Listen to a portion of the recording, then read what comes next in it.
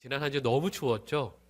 그래 오늘 아마 교회 앞에 오시는 길도 또 이렇게 많이 미끄러우셨을 텐데 또 이렇게 기쁨을 함께 배워서 또 너무 반갑고 감사합니다. 여러분 아시겠지만 2026년이 시작한 지 벌써 4주째가 되었습니다.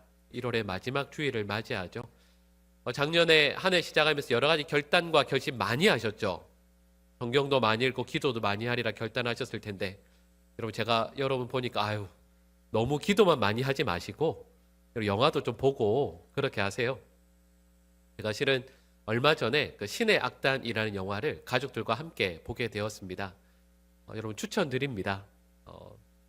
그 영화가 북에서 지하교회에서 신앙생활하는 성도들의 아름다운 신앙, 또 찬양의 은혜와 능력, 또 변화 이런 것들을 담고 있는 참 좋은 영화인 것 같아요.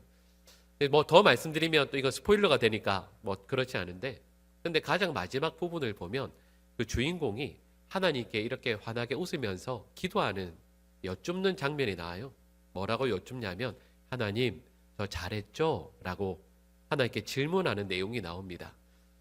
근데 짧은 질문인데 저는 그 질문이 참 한편으로는 은혜가 되었고 또 한편으로 마음이 찡했습니다.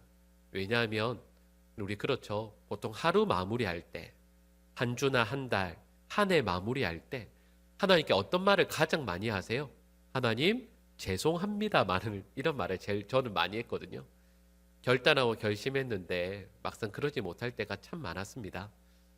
근데 인생의 마지막 그 순간 하나님 저 참 잘했죠? 라고 질문 또 고백할 수 있으면 그 인생은 참으로 복된 인생을 할 수 있지 않겠습니까? 여러분 우리 주님의 이끄심에 늘 순종하고 그래서 마지막 그 순간 하나님 힘들고 어려웠지만 저 참 잘했죠. 이렇게 질문할 수 있고요. 또 믿음의 고백을 할 수 있는 우리 주의 백성들 될 수 있기를 간절히 축복합니다. 그리고 성경을 보면 비슷한 사건들이 나옵니다. 그 중에 하나가 실은 오늘 본문 말씀의 내용이죠. 오병이어의 사건입니다. 또 비슷한 사건이 뭐죠?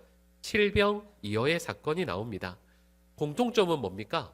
물고기와 보리떡으로 많은 사람들을 예수님께서 먹이신 사건이죠. 근데 차이점들이 있습니다. 첫 번째로 모인 사람들의 수가 다르죠. 오병이어는 성인 남성만 5천 명이었습니다. 근데 칠병이어는 몇 명이었냐면 성인 남성이 4천 명이었습니다.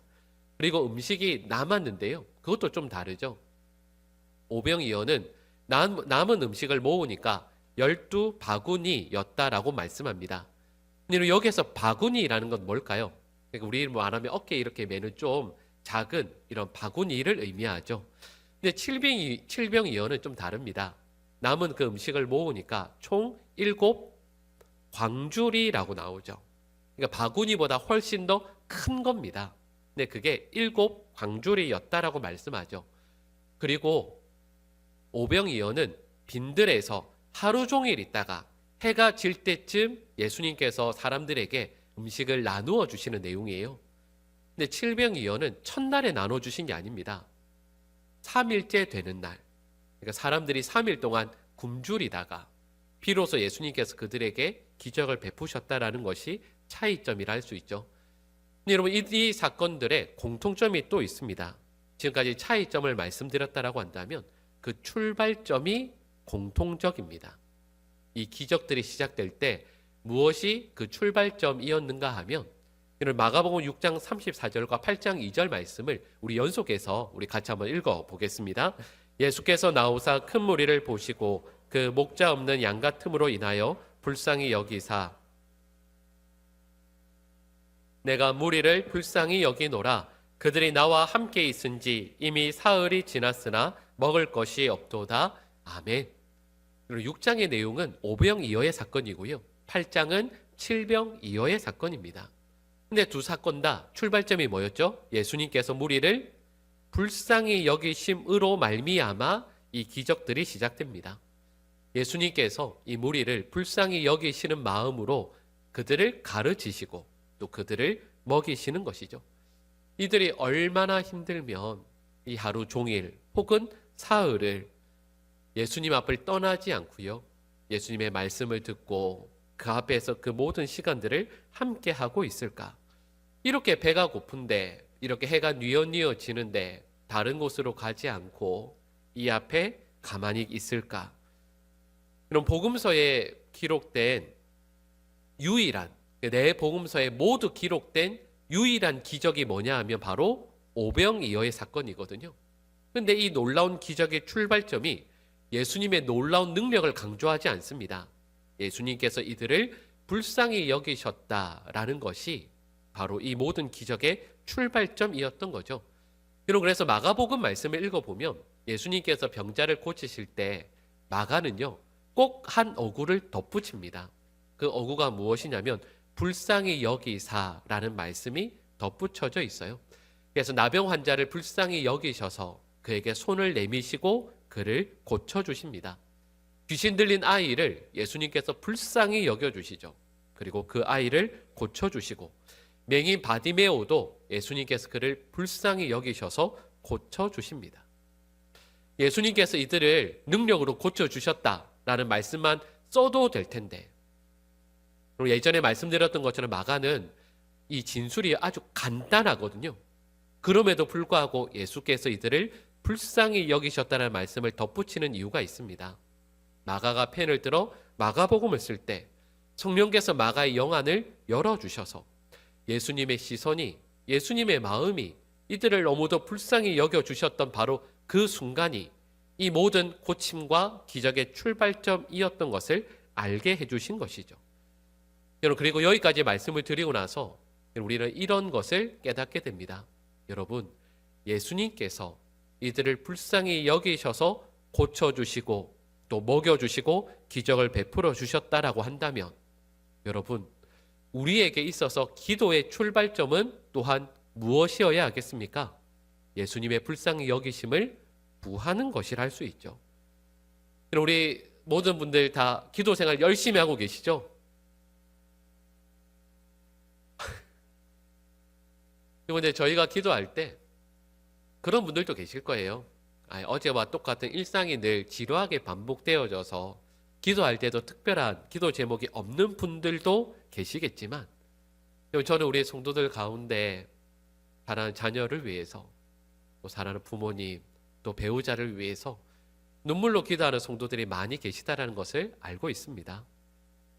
오랜 질병으로 인해서 아파하며 힘들어하는 분들도 계시고요. 자녀의 구원을 위해서 기도하시는 분들도 계십니다. 이렇게 눈물로 늘 기도하실 때 아마 기도의 내용이 똑같죠. 하나님, 이러이런 기도의 제목들이 있습니다. 제발 들어주십시오. 그렇게 늘 엎드려서 기도하시고 어떤 때는 눈물로 통곡하며 기도하시고 나서 그 자리에서 일어나실 때 혹시 이런 생각 하지 않으셨어요? 이렇게 하는 게 맞나? 이렇게 계속 기도해 왔는데 이렇게 기도하는 것이 괜찮은가? 라는 생각을 한 번쯤은 해보셨을 겁니다. 오순절 성령 강림 이후에 이 땅에 교회가 세워지게 됩니다. 근데 그 교회가 발전해 나가면서 여러 작은 곳들도 있지만 큰 줄기가 두 가지가 있습니다. 로마 가톨릭이 포함되어 있는 서방 교회가 있고요. 그리고 정교회가 포함되어 있는 동방 교회가 있습니다. 근데 서방 교회는 발전해 나가면서 제도권을 중심으로 해서 발달하게 되고요.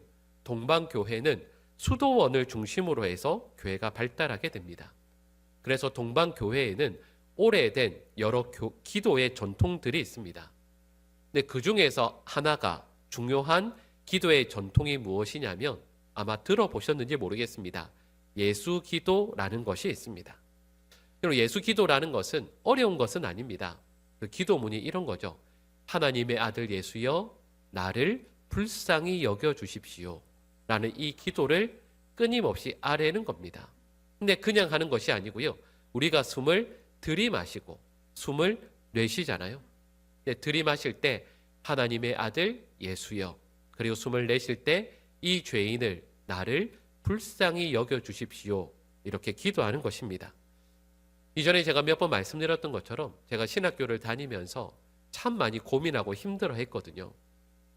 이 길이 맞는 것인지 어떻게 해야 될지 고민할 때 저를 아끼던 한 형님께서, 나이가 있으신 형님께서 저에게 책을 하나 선물로 주셨습니다. 그 책의 제목이 무엇이냐면 순례자의 길이라는 책입니다. 러시아에서 한 농부가 이 믿음의 길을, 순례길을 바르게 가기 위해서 기도에 대해서 끊임없이 고민하고 묵상하다가 어떻게 하는 것이 바른 기도인지를 고민하다가 한 수도승으로부터 배우게 된 내용입니다. 그것이 바로 예수 기도였습니다. 근데 그 내용이 이러하죠. 처음 이 기도를 배울 때는 하루에 이 기도문을 숨을 들이마시고 내쉴 때 처음에는 하루에 3,000번을 합니다. 그리고 조금 더 익숙해지면 6,000번을 합니다. 그리고 더 익숙해지게 되면 이 기도를 하루에 12,000번까지 하게 됩니다. 근데 이 순례자가 이 기도를 끊임없이 늘 기도하면서 시베리아를 걸어서 횡단하며 순례의 길을 끝까지 걸어가게 됩니다. 근데 그 책의 내용에 그 순례의 길에서 놀라운 기적들이 일어나는 것을 기록하고 있는 거죠. 여러분, 저도 이 책을 읽고 저의 삶에서 실제로 해보았습니다. 근데 예수 기도를 한 시간에 저 같은 초보자가 하게 되면 한 시간에 보통 300번에서 많게는 400번까지 할 수가 있습니다. 그러니까 3,000번을 하려면 몇 시간 정도가 걸릴까요?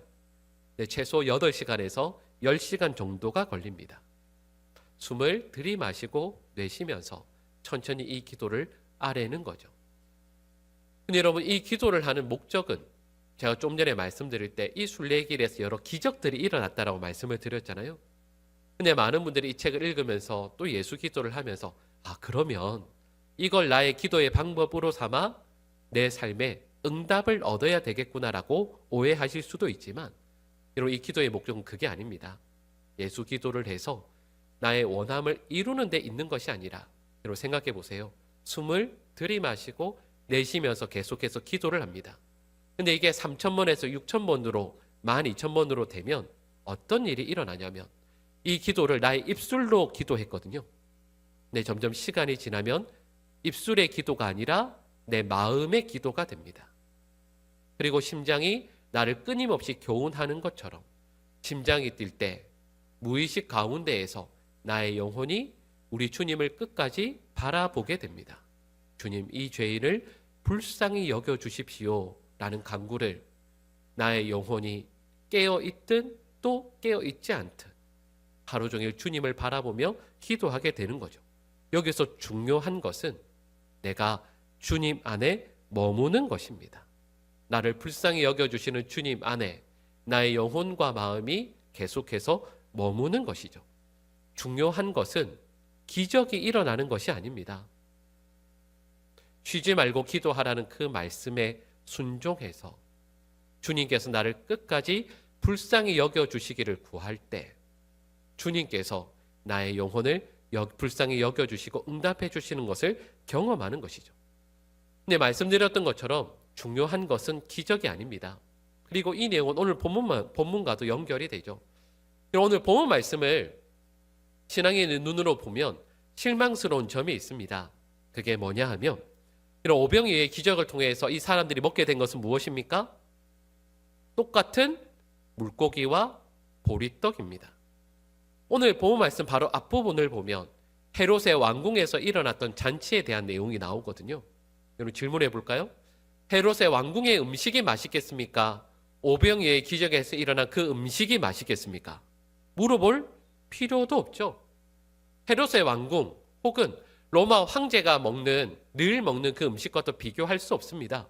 분명히 놀라운 기적으로 말미암아 사람들이 얻게 된 음식임에도 불구하고 그 음식은 이전까지 늘 먹어왔던 음식이 맛있다거나 아주 유명한 요리사가 요리했다거나 아주 최고급의 재료들을 가지고 요리한 음식들이 결코 아닙니다. 이 음식들은 전혀 맛없는 것들이죠. 그럼에도 불구하고 이 말씀을 쓰고 있는 모든 복음서 저자들에게 오병이어의 기적이 놀라운 이유가 있습니다. 그것은 이 음식이 맛있어서가 아니죠. 여러분 그런 경험들 다 있지 않으세요? 식사할 때 중요한 것은 메뉴가 아닙니다. 뭐가 중요하죠? 함께하는 사람. 그 식사를 누구와 함께하느냐가 중요합니다. 청와대에 초대받아서 대통령과 함께 저녁 만찬에 함께한다고 생각해 보십시오. 여러분 그때 실은 메뉴는 상관없습니다.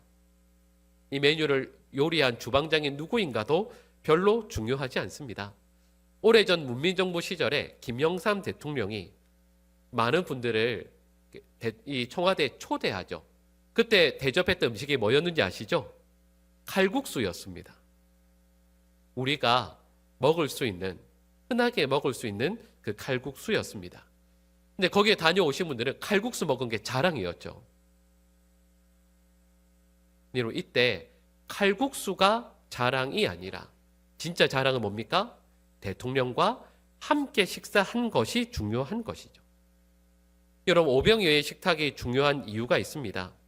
그리고 이 기적이 놀랍고 감사한 이유가 있습니다. 지금까지 말씀드렸던 것처럼 예수님께서 우리를 불쌍히 여겨주시고, 오병이어의 의미가 뭐죠? 예수님께서 떡과 이 물고기를 나누어 주셨지만 영적인 의미는 예수님께서 예수님 자신을 우리에게 내어 주신다라는 것이 아니겠습니까? 그러니 이 말씀의 의미는 예수님께서 저와 여러분들을 불쌍히 여겨주셔서 예수님 자신을 내어주시는 그 식탁의 자리에 우리를 초대해 주신다라는 것이죠. 여러분, 그러니 저와 여러분들의 신앙생활을 하면서 늘 하나님께 간구해야 되는 것은 바로 이것입니다. 주님, 저희를 불쌍히 여겨주십시오. 아무것도 자랑할 것 없는 저희를, 이 죄인을 주님께서 불쌍히 여겨주셔서 예수님 자신을 내어주는 그 식탁의 자리에 오늘도 저를 불러주십시오. 주님과 함께하는 하나님의 자녀가 되게 하여 주십시오. 여러분, 이것이 저와 여러분들의 기도의 제목이어야 하는 것이죠. 여러분, 그런데 예수님께서 이 제자들에게 이해할 수 없는 명령을 내리십니다. 우리 오늘 보면 37절 전반부 말씀을 우리 같이 한번 읽어보겠습니다. 대답하여 이르시되 아멘. 여러분, 예수님께서 제자들에게 이렇게 명령하십니다. 너희가 먹을 것을 주어라. 여러분, 이 명령은 정말 난감한 명령이죠. 왜냐하면 지금 예수님의 제자들과 이 많은 사람들이 함께하고 있는 장소가 어디입니까? 빈들입니다. 먹자 골목이 아닙니다. 여러분, 이 음식을 어디서 구하겠습니까? 여러분, 지금처럼 배달의 민족이든 쿠팡이츠로 배달되는 것도 아니죠. 인원이 몇 명이죠? 성인 남성만 5,000명입니다. 그래서 이 수를 적게는 15,000명, 많게는 2만 명이라고 이야기합니다. 여러분, 한번 생각해 볼까요? 그냥 이런 복잡한 메뉴 필요 없이요, 햄버거를 주문한다고 생각해 보세요. 햄버거 2만 개 어디서 사오겠습니까? 2만 개를요. 오늘 본문에서 이 음식을 준비하는데 200데나리온이 최소 필요합니다 라고 대답을 드리지만 실은 이것도 안 되죠. 돈이 있어도 이 많은 음식을 결코 사올 수 없습니다. 그럼 이걸 누구보다 아시는 분이 예수님이시거든요.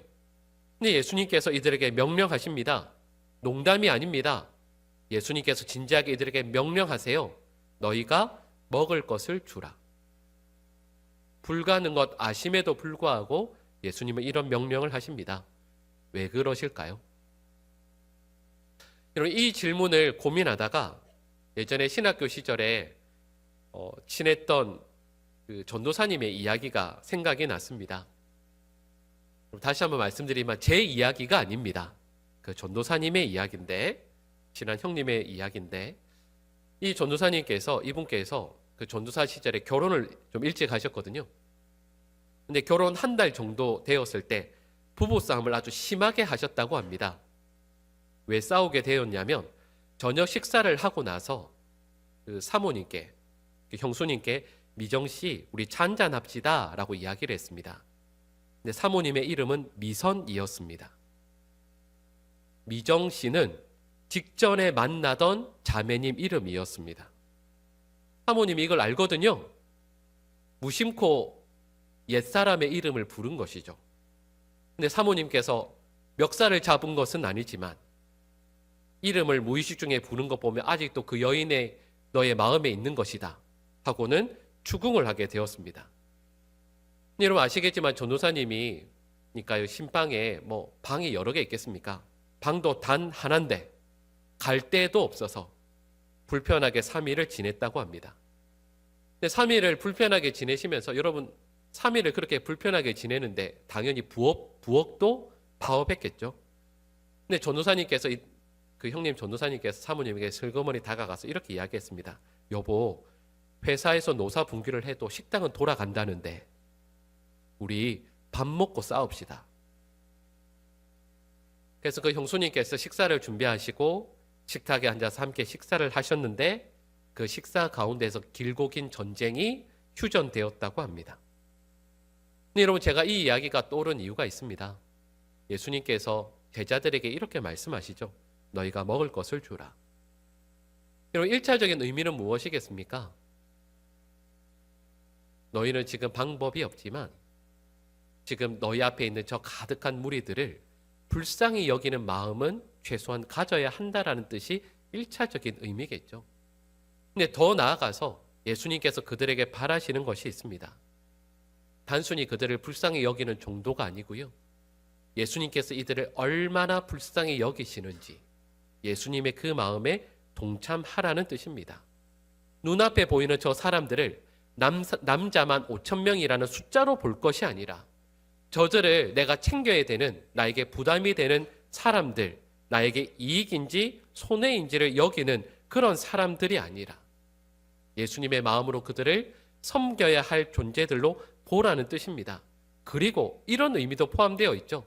앞서 말씀드렸던 그 예에서처럼 그 앞에 있는 이들과 화해하는 것, 그들과 하나님의 한 자녀로 부르심을 받았다라는 것을 마음에 간직하고 예수님께서 베푸시는 이 식탁 가운데 그들을 감사와 기쁨으로 초대하라는 뜻이 그 속에 포함되어져 있습니다. 예수님께서 제자들에게 너희가 먹을 것을 주라 말씀하셨거든요. 근데 이 말씀을 우리에게 가져와 볼까요? 여러분, 우리가 먹을 것을 주어야 할 사람은 누구이겠습니까? 우리 곁에 있는 우리보다 더 어렵고 힘든 이웃들도 여기에 포함됩니다. 제가 말씀을 시작하면서 신의 악단이라는 영화를 잠시 말씀드렸는데 북에 있는 그 지하교회 성도들, 또 우리의 동포들, 그리고 그들에게도 우리는 먹을 것을 주어야 합니다. 그리고 저희가 지난주에 도농 미자리 교회를 위해서 작정서를 받으셨을 텐데, 그리고 실은 그 도농에 있는 미자리 교회들도 우리가 먹을 것을 나누어야 할 대상들입니다. 그리고 이건 저희의 선택이 아니라 예수님의 명령이죠. 이들을 예수님께서 베푸시는 식탁에 우리가 초대하게 되면 우리 주님께서 그 자리에 기꺼이 기쁨으로 함께 앉아 주실 것입니다. 그리고 예수님께서 우리에게 명령하신 것은 부유한 자들에게 명령하신 것이 아닙니다. 사회복지제도를 좀 더 확대해서 폭을 넓히라 명령하신 것도 아니죠. 아무것도 없는 제자들에게 명령하셨습니다. 그리고 예수님의 제자라고 자칭하는 우리들에게도 주시는 명령이기도 하죠. 그러니 우리 곁에 있는 우리가 먹을 것을 주어야 할 그 대상을 주님께서 알게 해주시고 떠올리게 하실 때 그들을 섬기고 돌보는 것은 우리의 마땅한 의무라 할 수 있습니다. 여러분, 여기까지 말씀을 저는 묵상하고 나서 실은 우리가 먹을 것을 주어야 하는 그 사람에 제가 지금까지 말씀드렸던 분들의 공통점이 뭐죠? 우리 교회 밖에 있는 분들이잖아요. 근데 말씀을 묵상하면서 오히려 우리가 먹을 것을 주고 나누어야 할 분이 우리 교회 안에도 있다라는 생각을 하게 됩니다. 여러분, 우리 성도들 가운데 그런 분 계시죠? 예수님께서 가운데 식탁에 앉아 계시고 그 곁에 내가 있지만 교회 어느 권사님, 어느 장로님, 어느 집사님은 그 식탁에 초대하고 싶지 않은 분들도 계실 거예요. 여러분, 제자들이 이 자리에 가득한 사람들에게 나누어 주었던 것은 자기들의 것이 아닙니다. 예수님께서 주신 것이었고 이후에는 예수님의 몸이 되죠. 그걸 받아서 곁에 있는 모든 이들과 함께 나눕니다. 마찬가지로 우리 보강중앙교회 울타리 안에 우리 모든 성도들은 예수님께서 계신 그 식탁에 우리 모두가 함께 기쁨으로 둘러앉아 누구라도 초대할 수 있는, 혹시 그분이라 할지라도 기쁨으로 초대하여 예수님과 함께 그 자리를 나눌 수 있어야 하는 것이죠. 제가 첫 교육 전사로 처음 사역하게 된 교회가 규모가 이렇게 있는 교회였는데, 그 중에 한 부목사님이 저의 선배이셨거든요. 아주 각별한 분이었습니다.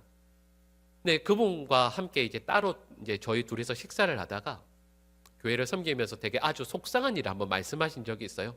황전도사, 내가 너무 마음이 속상하다고 힘들다고. 그래서 무슨 말씀인지 여쭈었더니 목사님께서 이렇게 말씀하셨습니다.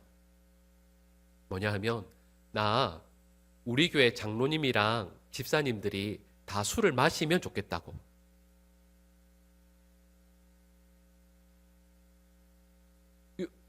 여러분, 저 그때 너무 놀라서 주위를 둘러봤습니다. 혹시 누가 듣는 분이 없으신가? 목사님, 그게 무슨 말씀이냐고. 그게 무슨 말씀이냐고 여쭈었더니 이렇게 말씀하시더라고요. 사회에서는, 직장에서 일하다가 속상한 일 생기잖아요. 그러면 그냥 밖에 나가서 술 한잔 하면서 속에 있는 마음 터놓고 푼대요. 그래서 그 다음날 되면 그냥 웃으면서 다시 만난대요. 근데 우리 교회 장로님, 집사님, 권사님들은 술을 드시지 않잖아요. 그래서 한번 마음이 안 좋은 게 있으면 평생 기억하신대요. 뿡 하고 평생 기억하신대요. 그래서 그때 너무 힘드시대요. 성도 간에 다툼이 있는데 그것 때문에 그 목사님께서 중간에서 조율하시 너무 힘드셨다고 그 이야기를 하시더라고요. 환하게 웃으시는 분이 몇 분 계신데, 여러분, 그런 뜻이 아닙니다. 근데 여러분, 세상의 분들은 술자리에 가서 술을 몇 잔 술 마시면서 마음을 터놓고 화해할 수 있지만, 우리는 어떻게 해야 될까요? 우리는 그것보다 훨씬 더 놀라운 자리를 예수님께서 마련해 주세요. 예수님께서 식탁의 한 가운데 계시고 거기에 우리가 쭈뼛쭈뼛해서 앉을 때 우리는 이렇게 기도합니다. 주님, 저를 불쌍히 여겨주십시오. 저를 불쌍히 여겨주셔서 이 자리에 초대해 주십시오. 앉게 해 주십시오. 주님께서 우리를 앉게 하셨을 때 예수님께서 우리에게 이렇게 말씀하세요. 네가 먹을 것을 주어라.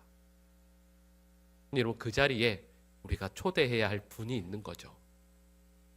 마음이 너무 불편했던 그 누군가를 기쁨으로 초대하고 그와 함께 예수님을 모신 그 자리에서 천국 잔치를, 천국의 만찬을 나누는 것. 여러분, 저는 분명히 믿습니다. 여기 계신 우리 모든 성도들이 하나님의 나라에서 천국의 그 잔치 자리에 함께 참여할 줄로 믿습니다. 당연히 그래야죠. 근데 여러분, 그 자리에서 혹시 어느 분과 함께 하는 게 불편하면 어떻게 돼요? 은혜로 구원받은 우리들인데 주님께서 우리를 불쌍히 여겨주셔서 그 자리에 불러주시고 앉게 해주셨는데 그게 우리의 감사의 제목인데, 네, 그러면서 주님께서 음식을 떼서 예수님의 몸을 떼서 우리에게 주십니다. 이걸 주라고 말씀하세요. 근데 여러분, 그걸 나누어 줄 때 우리의 마음을 불편하게 하는 누군가가 중간에 있다라고 생각해 보세요. 어떻게 하시겠어요? 나눠주시고 나눠주다가 패스 하시면 안 되잖아요. 우리 곁에 있는 주님께서 허락해 주신 믿음의 형제, 믿음의 자매를 오늘 이 말씀처럼 예수님께서 우리를 불쌍히 여기신 것처럼 우리도 그를 불쌍히 여기고 우리 교회 안, 우리 교회 밖 그 누군가를 품고 소중한 예수님의 몸을, 또 우리 천국의 잔치를 함께 나눌 수 있는 우리 보광중앙교회 공동체가 될 수 있기를 간절히 축복합니다.